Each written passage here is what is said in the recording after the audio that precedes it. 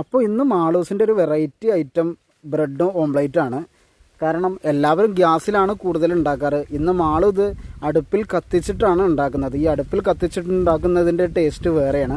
അവൾ ബ്രെഡൊക്കെ എടുത്ത് ഇതാ ബ്രെഡ് ഓംപ്ലേറ്റിൽ മുക്കി ചട്ടിയിലേക്ക് വെക്കുന്ന ഒരു സൗണ്ട് കേട്ടോ നിങ്ങൾ.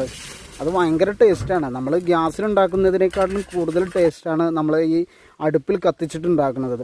അപ്പോൾ മാളൂസ് ഇന്ന് രാവിലത്തെ ഒരു പണിയാണ്, മാളൂസിൻ്റെ പണിയാണിത്.